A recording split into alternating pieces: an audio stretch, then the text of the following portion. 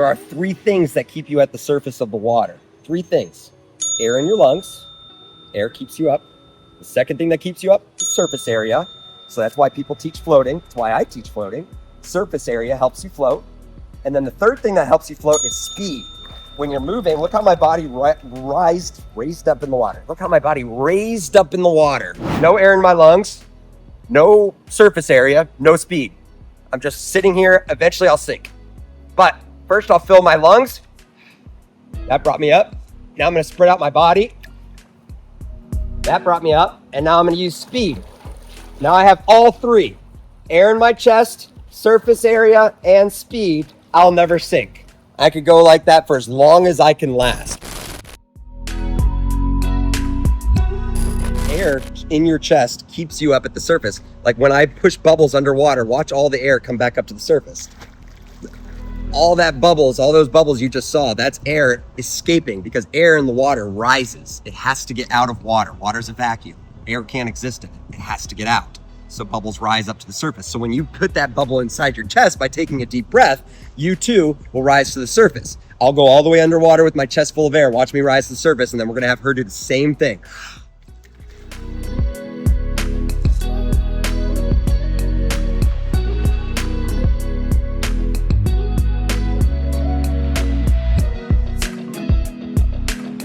So this is a fun little experiment because it takes it a step further, buoyancy. It takes buoyancy a step further in showing you that you don't even need surface area or speed. In order to float, you actually just need air in your lungs. The other two help out as well, but just air in your lungs. Take a deep breath, hug your legs.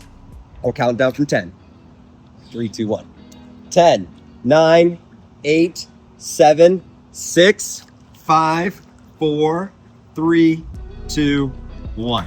Great job. So she's now floating in the water with air in her lungs. So it's a good technique to do, even if you're a more advanced swimmer. It's a good technique to do just to remind yourself how buoyant you are in water. Okay, because a lot of us, we fight water too much. Even the experienced competitive swimmers oftentimes get trapped fighting the water too much. So the next thing I want you to do is you're gonna go ahead and spread out. And I'm gonna keep her on her belly for this exercise. So she'll take a deep breath and I'll have her spread out with her arms out to the side, legs out to the side. And then I'm gonna have her stand up and we're gonna redo it again, but with her arms in front and legs straight behind her. So this is the first float.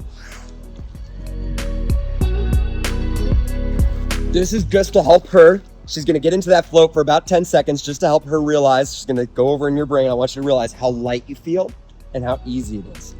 3, 2, 1, deep breath. Spread out. You're gonna float. 8, 7, 6, 5. Your legs might sink, that's okay. 3, 2, 1, stand up. Good. The next float I want you to do is arms straight out in front because it's gonna lead to what we're doing next. So arms straight out in front of her, legs straight out back. She doesn't need the surface area to be out to her side anymore. She's gonna have all her surface area going from front to back. 3, 2, 1. Good. 10, 9, 8, 7, 6, 5, 4, 3, 2, 1. Stand up. Great dismount. Great dismount. Now, what I want everyone to notice on her next float, and I want you to think about this time, is her legs didn't sink. No, it didn't. I noticed that. You already did notice that. Perfect. Good. Her legs didn't sink. Here's why. Our body in water is like a seesaw. It needs to balance. If one end goes up, the other end's gonna go down, and vice versa. Okay? So what we did at first, we had our arms out to the side. So nothing was balancing her in front. So her legs sunk. Once we put her arms out in front of her though, now she has balance out front, so her legs stayed up. With my arms out front, you'll see my legs stay up, and then watch what happens when I put my arms down by my side.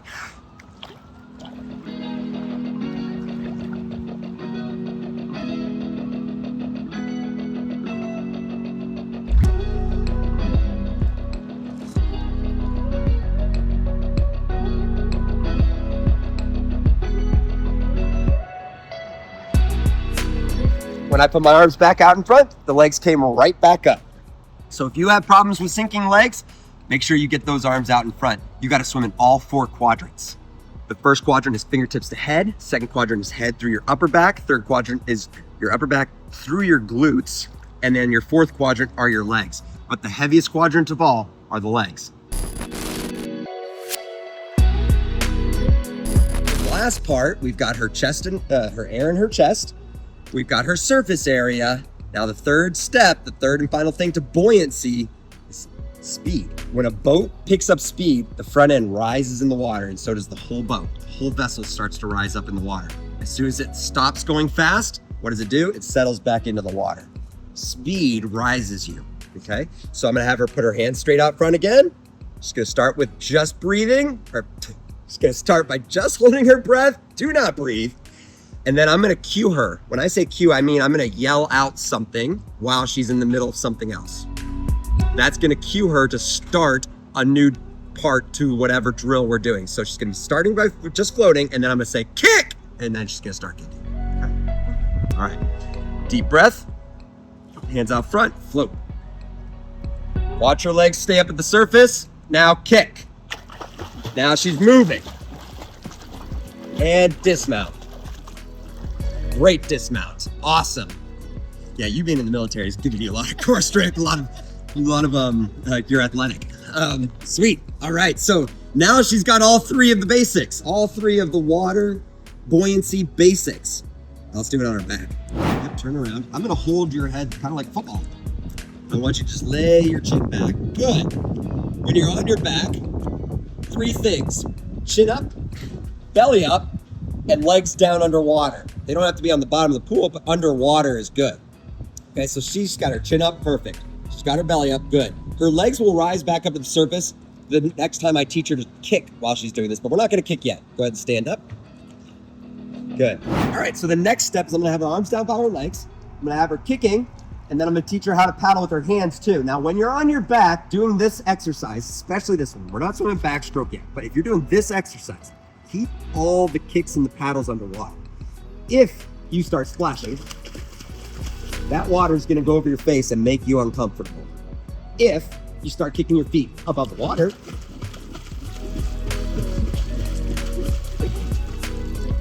your face will go underwater because your body is a seesaw in the water. It balances. One end is too high, the other end doesn't work.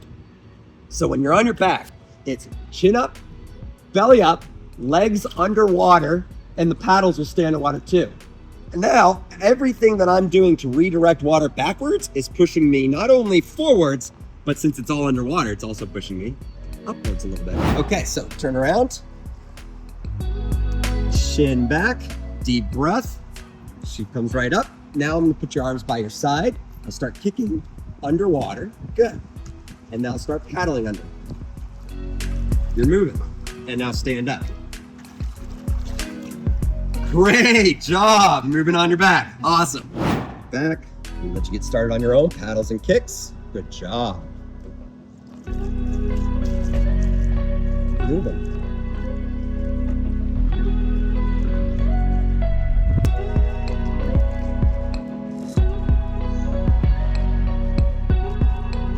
A lot of competitive swimmers out there hear me talk about body lines. Real quick. Check out her body line. I haven't had to teach her anything about body line, but she's stretching out from head to toes. This is a good body line. And stand up, deep breath. Good job, good dismount, great dismount. Okay. If you are the person who you're looking for an instructor that is going to get you to the end goal of learning how to swim and be competent in it, Johnny Rocket is your man. If you guys want your own videos with me in person, then email me and I'll respond to you as quickly as possible. I get to everyone in the order of which they are received. Sometimes if you email me today, you may not hear back from me for a couple weeks because I'm waiting so I can get back to everybody in the order in which I receive their communications.